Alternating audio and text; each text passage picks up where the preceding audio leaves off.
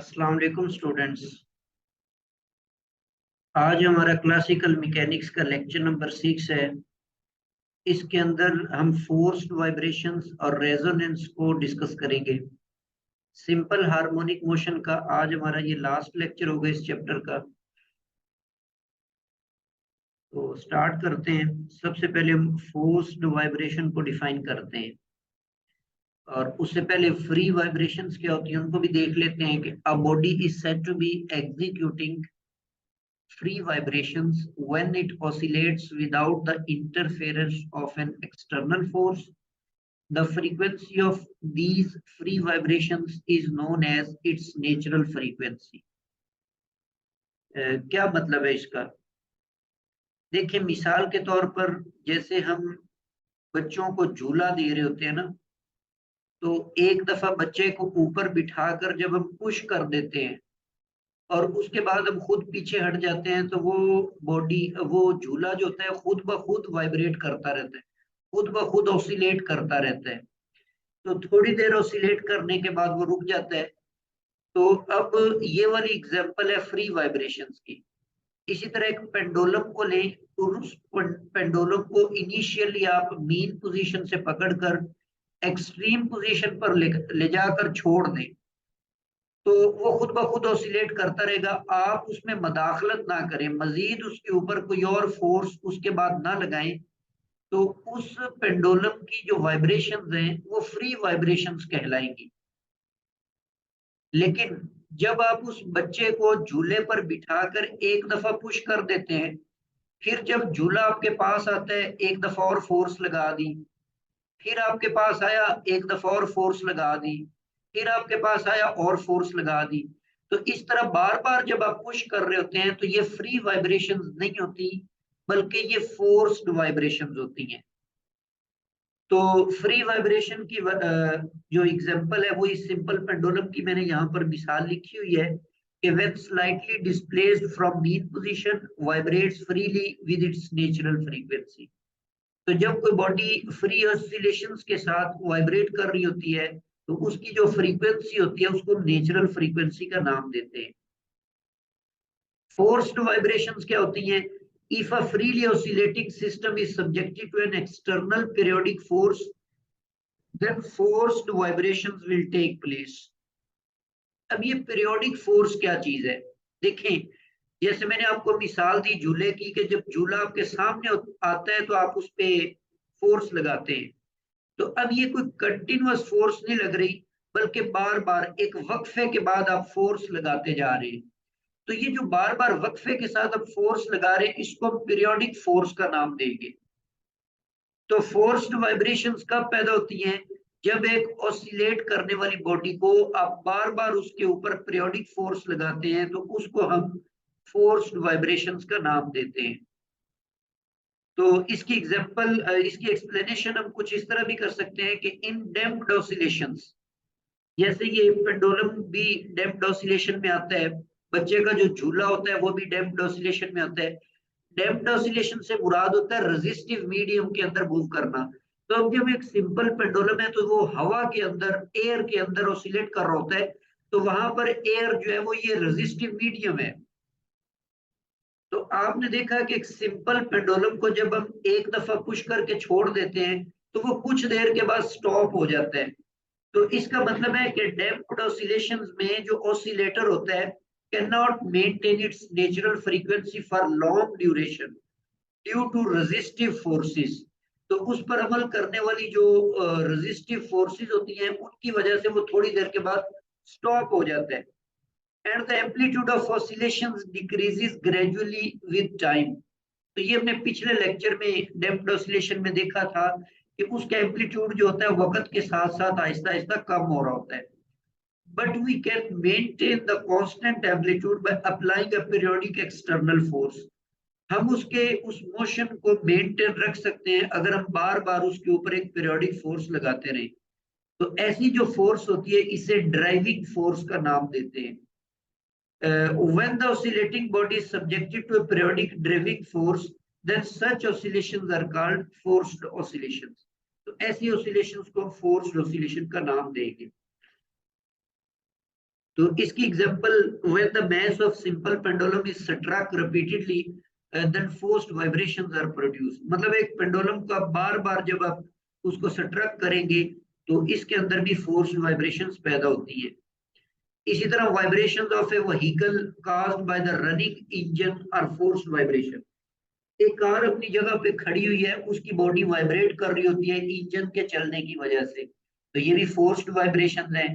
इसी तरह जब आप आटा पिसवाने जाते हैं चक्की पर, उसके फर्श के ऊपर जब आप खड़े होते हैं तो उसका फर्श भी वाइब्रेट कर रहा होता है, तो वो फ्लोर मिल होती है, उसके बार बार उस फर्श के ऊपर फोर्स लगाने की वजह से ये वाइब्रेशंस पैदा हो रही होती हैं, तो ये वाइब्रेशंस भी फोर्स्ड वाइब्रेशन की एग्जांपल है जी। फर्दर हम इसकी equation of motion of forced simple harmonic motion. अच्छा, सबसे पहले हमने सिंपल हार्मोनिक मोशन देखा था, उसके अंदर सिर्फ रेस्टोरिंग फोर्स होती है। जो डैम्प्ड सिंपल हार्मोनिक मोशन होता है उसमें रेस्टोरिंग फोर्स भी होती थी और साथ में डैम्प्ड फोर्स जो होती है या रेजिस्टिव फोर्स, वो भी दो फोर्सेस होती हैं। अब यहाँ पर हम जब फोर्स्ड सिंपल हार्मोनिक मोशन की बात करेंगे तो रेस्टोरिंग फोर्स तो होगी उसमें, क्योंकि वो हार्मोनिक मोशन है, और चूंकि वो डैम्प्ड ऑसिलेशंस में, इसीलिए उस पर डैम्पिंग फोर्स भी होगी। और एक हम एक्सटर्नल पीरियोडिक फोर्स लगा रहे हैं। अब ये याद रखें कि जो पीरियोडिक फोर्स होगी ना, ये पीरियोडिक का मतलब होता है कि वक्फे वक्फे से लगने वाली, मतलब एक दफा मैक्सिमम, फिर मिनिमम, फिर मैक्सिमम, बार बार। तो जो आपके पास ट्रिग्नोमेट्रिक फंक्शंस होते हैं जैसे साइन और कॉज है, तो ये पीरियोडिक फंक्शन है। तो अगर आप एक फोर्स डिफाइन करना चाहते हैं जो कि पीरियोडिक हो, फिर आप with the help of trigonometric function ऐसी फोर्स डिफाइन कर सकते हैं। तो अभी आप देखिएगा ये इक्वेशन में बनाने लगा हूं। तो फोर्स्ड वाइब्रेशन में टू फोर्सेस, सॉरी टू नहीं, थ्री फोर्सेस होती हैं। ये यहाँ पर मिस्टेकनली टू लिखा गया, यहाँ पर थ्री आएगा, कि फोर्स्ड सिंपल हार्मोनिक मोशन में थ्री फोर्सेस होती हैं। एक रेस्टोरिंग फोर्स होती है, एक डैम्पिंग फोर्स होती है जो एयर फ्रिक्शन की वजह से या किसी भी और रेजिस्टिव मीडियम की वजह से हो सकती है। ये पीरियोडिक फोर्स है। अगर मैं जस्ट यहाँ पर लिख देता ना एफ नॉट, तो वो एक कांस्टेंट फोर्स हो जाती। उसको पीरियोडिक बनाने के लिए मुझे साथ में ट्रिग्नोमेट्रिक पीरियोडिक फंक्शन मल्टीप्लाई करना पड़ रहा है। यहाँ पर कॉस के बजाय आप साइन भी लिख सकते हैं, मैंने यहाँ पर कॉस से इसको डिफाइन कर लिया हुआ है। तो ये टोटल थ्री फोर्सेस उसके ऊपर अमल करेंगे। तो इसका मतलब है टोटल फोर्स जो है उस बॉडी पर एक्ट करने वाली, वो इक्वल होगी डैम्प फोर्स, रेस्टोरिंग फोर्स और पीरियोडिक फोर्स। तो इनकी वैल्यूज हम पुट कर देते हैं। F is equal to M A आ जाएगा Newton second law of motion से, damping force minus beta V आ जाएगा और माइनस के एक्स, और साथ में F naught cos alpha T. Further आप इन दोनों टर्म्स को लेफ्ट साइड पे ले जाते हैं, और जो एक्सीलरेशन होता है ये पोजीशन का सेकंड डेरिवेटिव होता है, वेलोसिटी जो होती है ये पोजीशन का फर्स्ट डेरिवेटिव होती है। तो इन दोनों को हम डेरिवेटिव्स की फॉर्म में लिखेंगे। तो ये जो इक्वेशन आपके पास बनी है, ये इक्वेशन डिस्क्राइब कर रही है फोर्स्ड ऑसिलेशंस को, डैम्प्ड फोर्स्ड ऑसिलेशंस को, ठीक है। तो इसको आपने याद रखना है। ये मैंने पिछले लेक्चर में भी आपको बताया था कि एफपीएससी के ओल्ड पेपर्स में इस तरह की इक्वेशन पूछी हुई है, ठीक है। तो ये आपने याद रखना है। अब जब हम फोर्स्ड वाइब्रेशन नहीं थी, जस्ट डैम्प्ड थी, तो उसके अंदर ये एफ नॉट कॉस टी वाली फोर्स नहीं थी, ये तीनों टर्म्स थी। जब ये सिर्फ सिंपल हार्मोनिक था तो ये बीटा वाली टर्म भी उसमें नहीं थी, तो ये सिर्फ आपके पास के एक्स और ये फर्स्ट टर्म उसमें थी। तो यहाँ पर ये सारी चीजें आ गई हैं। फर्दर अब हम इस इक्वेशन को एक सेकंड ऑर्डर डिफरेंशियल इक्वेशन बन गई है, और है भी ये नॉन होमोजीनियस, मतलब राइट साइड पे जीरो भी नहीं है। तो नॉन होमोजीनियस डिफरेंशियल इक्वेशन को सॉल्व करेंगे। तो आपको पता है कि नॉन होमोजीनियस जो ऑर्डिनरी डिफरेंशियल इक्वेशन है, इसके टू सॉल्यूशंस होते हैं। एक को हम पर्टिकुलर इंटीग्रल कहते हैं और एक को कॉम्प्लीमेंट्री फंक्शन का नाम देते हैं। तो सबसे पहले हम इसको एक इजी फॉर्म में राइट कर लेते हैं। ये जो मैथ है इस पे डिवाइड करके फर्स्ट टर्म का कोफिशिएंट जो है वो 1 बना लेते हैं। तो इसलिए मैंने ये कुछ चीजें जो है वो सपोज की हुई हैं। तो बीटा डिवाइडेड बाय एम, इसको हम सपोज कर लेते हैं 2 गैमा ए ओवर एम ओमेगा स्क्वायर और एफ नॉट ओवर एम को एफ नॉट। तो ये इसको सिंप्लीफाइड फॉर्म में करके फिर हम इसको सॉल्व करते हैं। इस फॉर्म में भी, इसको डॉट्स की फॉर्म में भी डेरिवेटिव्स को राइट कर लेते हैं। डबल डॉट का मतलब होता है second derivative with respect to time, single dot का मतलब होता है first derivative with respect to time. The solution of this differential equation consists of two parts, एक complementary function और दूसरा particular integral।